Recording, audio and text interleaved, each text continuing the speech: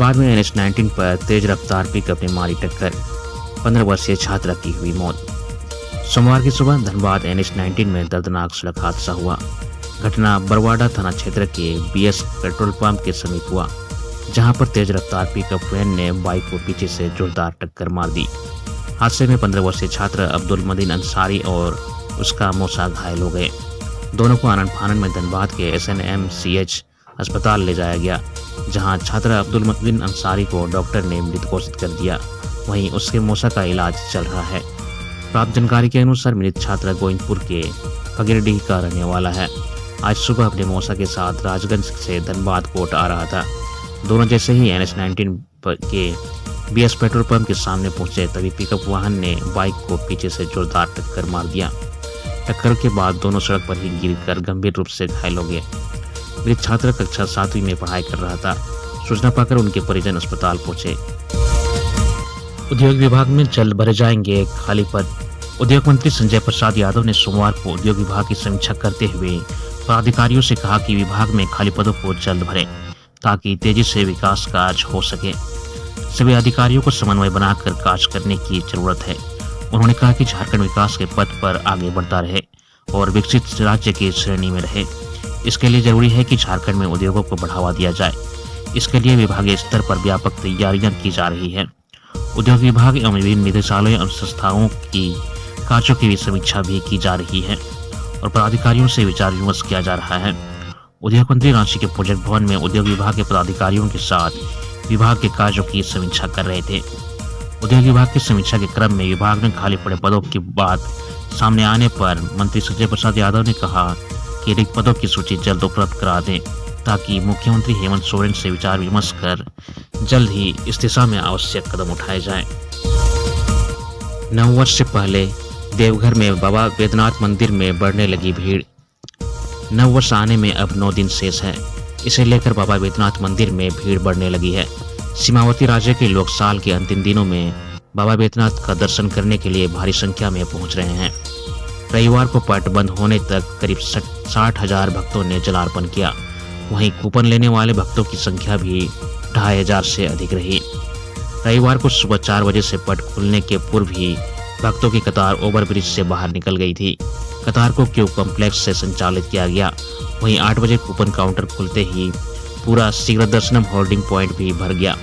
वहीं कतार में जाम नहीं लगे। इसके लिए बाबा बैद्यनाथ मंदिर थानेदार सहदेव प्रसाद लगातार T जंक्शन को रेगुलेट करने के लिए निर्देश देते दिखे। भीड़ के कारण मंदिर का पट शाम 4 बजे बंद किया गया।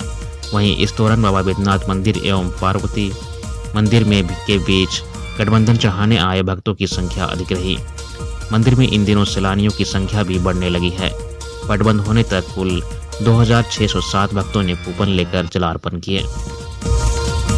जमशेदपुर में निजी स्कूलों के नजदीक तंबाकू उत्पाद बिक्री को लेकर SDO ने चलाया छापेमारी अभियान। जमशेदपुर शहर के निजी स्कूलों के 100 गज के दायरे में तंबाकू उत्पाद की बिक्री को लेकर DC रनिया मित्तल के निर्देश पर धालपुर में SDO शताब्दी मजूमदार के नेतृत्व में छापेमारी अभियान चलाया गया। सीताराम डेरा, भालूबासा और बाराद्वारी क्षेत्र में चलाए गए इस अभियान के दौरान हरिजन स्कूल भालूबासा, आदिवासी स्कूल सीताराम डेरा और पीपुल्स एकेडमी बाराद्वारी के आसपास की दुकान पानगुंटी में औचक छापेमारी की गई। मौके पर 3 दुकानों से तंबाकू उत्पाद जब्त करते हुए दुकानदारों से 600 रुपये जुर्माना वसूला गया। जांच दल में कार्यपालक दंडाधिकारी सुदीप्त राज, खाद्य सुरक्षा पदाधिकारी मंजर हुसैन शामिल हैं। मौके पर SDO ने कहा कि स्कूलों के आसपास के क्षेत्रों में दुकान पानगुंटी में तंबाकू, सिगरेट अथवा पान मसाला बेचने के साथ साथ अन्य खाद्य सामग्री की जांच की जा रही है। जांच में जिन दुकानों में तंबाकू उत्पाद पाए गए, संबंधित दुकानदार को दोबारा तंबाकू उत्पाद की बिक्री करते पाए जाने पर सख्त कार्रवाई की चेतावनी दी गई तथा जुर्माना भी वसूला गया है।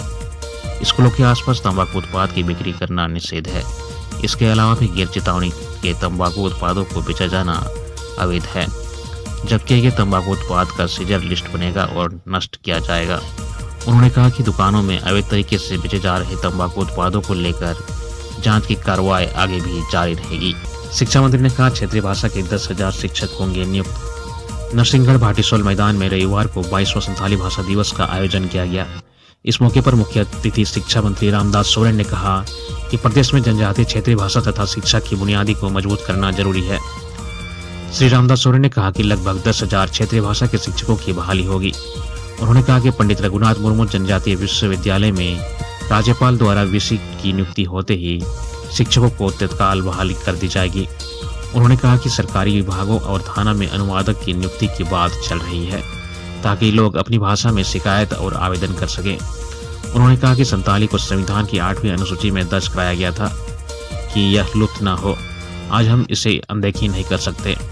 यह दुख की बात है कि प्रदेश में सैकड़ों संताली शिक्षक हैं पर उन्हें औचिकी नहीं आती। उन्होंने विभागीय समीक्षा बैठक में अधिकारियों को निर्देश दिया है कि जिन्हें औचिकी नहीं आती उसकी सूची तैयार करें। सभी को प्रशिक्षण दिलाया जाएगा। इस मौके पर विशिष्ट अतिथि के रूप में प्रदेश परगना बैजू मुर्मू, पूर्व विधायक लक्ष्मण टुडू समेत संताली साहित्यकार और बुद्धिजीवी शामिल हुए। इसका शुभारंभ संताली साहित्यकार पंडित रघुनाथ मुर्मू, धर्मगुरु रामदास टुडू, सिदो कान्हू फूलोजानो की तस्वीर पर पुष्प अर्पित कर हुआ। 28 दिसंबर को मुख्यमंत्री जारी करेंगे मैया योजना की बढ़ी हुई राशि की पहली किस्त। मैया सम्मान योजना के तहत 2500 की पहली किस्त 28 दिसंबर को महिलाओं के खाते में आएगी। इस योजना के तहत अब तक 1000 रुपये लाभुकों को दिए जाते थे। राशि की बढ़ोतरी के बाद महिलाओं को पहली किस्त का इंतजार था। नामकुम के खोजाटोली मैदान में आयोजित कार्यक्रम में मुख्यमंत्री हेमंत सोरेन शामिल होंगे। इस कार्यक्रम में विभागीय मंत्री, सांसद और विधायक शामिल होंगे। इस मेगा कार्यक्रम में राज्य भर से मैया सम्मान योजना के हजारों लाभुक जुटेंगे।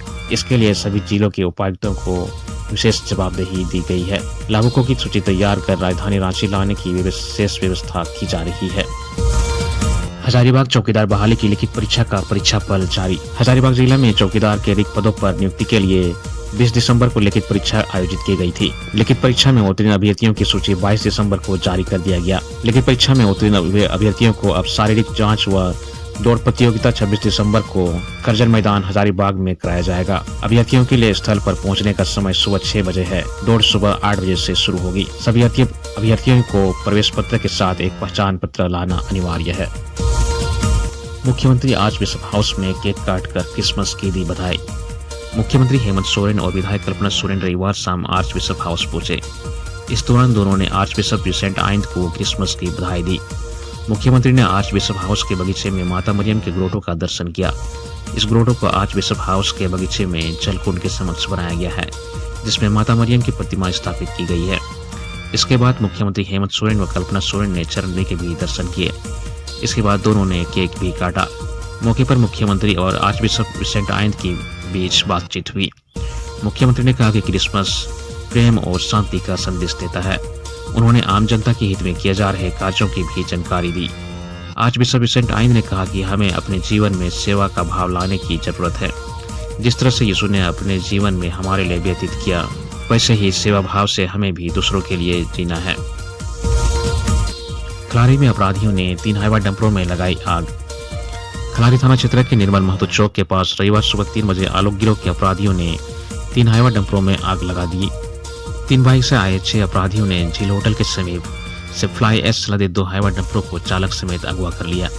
एक अपराधी डंपर में बैठ गए और ड्राइवर को कब्जे में लेकर दोनों को निर्मल महतो चौक ले गए।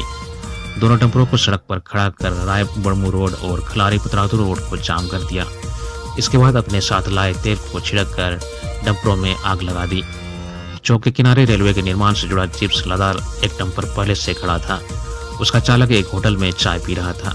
अपराधियों ने उस डंपर में भी आग लगा दी। इस बीच अपराधियों ने करीब 5 राउंड गोली भी चलाई।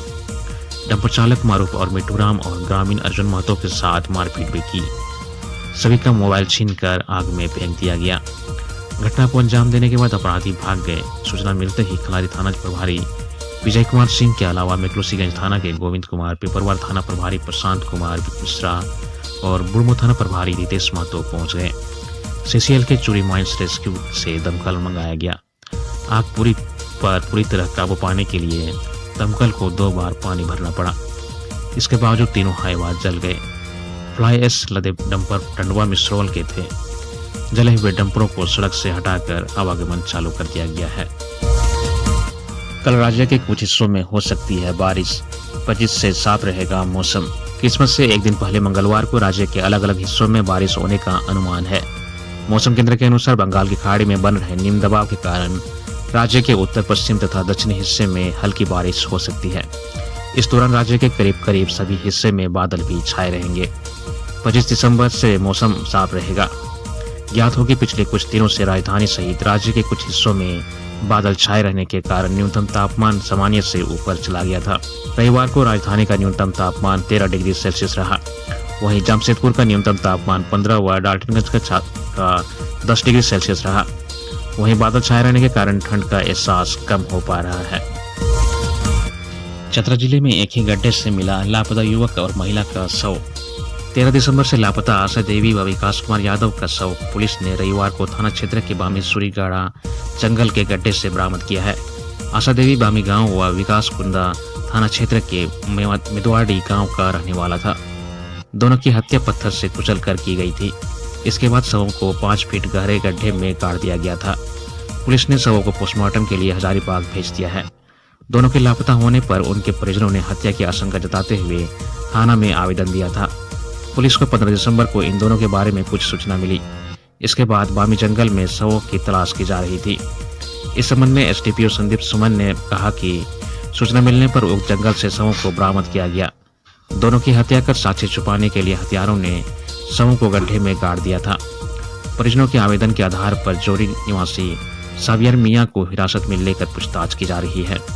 जल्द ही मामले का खुलासा किया जाएगा। वहीं दूसरी ओर परिजनों ने आरोप लगाया कि विकास ने पुलिस को सूचना देकर पुस्तक की खेती को नष्ट कराया था। बदले की भावना से विकास की हत्या की गई है। वहीं महिला की हत्या के कारणों का पता नहीं चल पा रहा है। इसे लेकर लोग तरह तरह की आशंका जता रहे हैं। इस दोहरे हत्याकांड से क्षेत्र में दहशत का माहौल है। अभियान में एसडीओ जहूर आलम, एसडीपीओ संदीप सुमन, सीओ विकास शामिल थे। हजारीबाग में बुलेट के साइलेंसर से आवाज निकालने वालों चालकों पर लगाया जाएगा जुर्माना। हजारीबाग शहर और आसपास के क्षेत्र में युवा लोग अपनी बुलेट मोटरसाइकिल के साइलेंसर से विस्फोटक आवाज निकालते हुए चलते हैं। पकड़े जाने पर जुर्माना भरना होगा या उसे साउंड पोल्यूशन फैलाने के आरोप में जेल भी जाना पड़ सकता है। बुलेट मोटरसाइकिल से विस्फोटक आवाज कारण सड़क पर मोटरसाइकिल चलाने वाले सवार अचानक डर जाते हैं। वैसे में दूसरे मोटरसाइकिल चालक अपना नियंत्रण खो देते हैं और दुर्घटना का शिकार हो जाते हैं। हजारीबाग एसपी अरविंद कुमार सिंह ने कहा कि बुलेट से विस्फोटक आवाज निकालकर स्टाइल मारने वालों पर पुलिस सख्त कार्रवाई करेगी। एसपी ने आम लोगों से अपील किया है कि ऐसे बुलेट चलाने वालों की जानकारी दें। विस्फोटक आवाज निकालने वाले मोटरसाइकिल का नंबर दें। पुख्ता जानकारी मिलने पर बुलेट का नंबर डीटीओ कार्यालय से मालिक के नाम और पते निकालकर कार्रवाई की जाएगी। बरकट्टा में बोरसी से जलकर व्यक्ति हुआ जख्मी। बरकट्टा प्रखंड के पंचो निवासी घनश्याम सिंह आग से जलकर गंभीर रूप से घायल हो गए हैं। उनकी उम्र 80 वर्ष है। बताया जा रहा है कि शनिवार 21 दिसंबर की रात 8 बजे के करीब घनश्याम सिंह अपने घर की चरपाई पर लेटे हुए थे। इसे भी चरपाई के नीचे जल रही बोरसी से उनके बिस्तर में आग पकड़ लिया। घनश्याम सिंह को इसका जब तक पता चलता तब तक उनके शरीर में पहने हुए कपड़ों में आग पकड़ चुका था। घर वालों ने काफी मशक्कत से उनके कपड़े को काट कर उतारा। हादसे में घनश्याम सिंह जलकर गंभीर रूप से जख्मी हो गए, जिसे घर वाले आनंद फानन में तुरंत सामुदायिक स्वास्थ्य केंद्र बरकट्टा ले गए, जहां से चिकित्सक ने बेहतर इलाज के लिए हजारीबाग के बाद वहां से रिम्स रांची रेफर कर दिया। पूर्व जिला सदस्य प्रतिनिधि सह अधिवक्ता राजेंद्र प्रसाद ने आम आवाम से अत्यंत गरीब व्यक्ति के इलाज के लिए सहयोग करने की गुजारिश किया है। बाबूलाल मरांडी ने सरकार पर साधा निशाना। ट्रैफिक जुर्माना लगाकर शोषण कर रही सरकार। प्रदेश भाजपा अध्यक्ष बाबूलाल मरांडी ने राज्य सरकार पर निशाना साधा है। उन्होंने सोशल मीडिया एक्स पर पोस्ट करते हुए लिखा कि राजधानी रांची की ट्रैफिक पुलिस यातायात व्यवस्था सुधारने के बजाय केवल जुर्माना वसूलने पर अपना ध्यान केंद्रित कर रही है। मामूली गलतियों पर भी जनता को भारी भरकम जुर्माना लगाकर शोषण किया जा रहा है। सड़क सुरक्षा और यातायात नियंत्रण जैसे अहम मुद्दों को नजरअंदाज कर सिर्फ जुर्माने की वसूली को प्राथमिकता दी जा रही है। सड़क सुरक्षा के लिए यातायात नियमों का पालन जरूरी है, लेकिन जब तक सड़कों की दशा नहीं सुधरेगी, ट्रैफिक सिग्नल नहीं होंगे और लोगों को जागरूक नहीं किया जाएगा, तब तक सिर्फ जुर्माना वसूलने से समस्या का हल नहीं होगा। उन्होंने कहा कि इस मुद्दे पर बेहद संवेदनशीलता की जरूरत है। आमजनों पर लगाए गए भारी भरकम जुर्माने पर राज्य सरकार पुनर्विचार करें।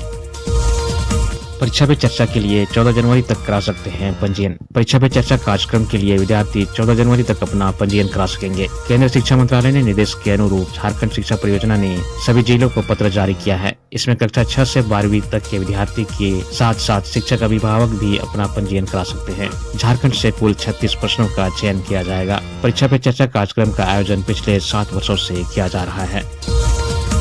पिटाड़ में हाथियों का उत्पात, एक मवेशी की ली जान।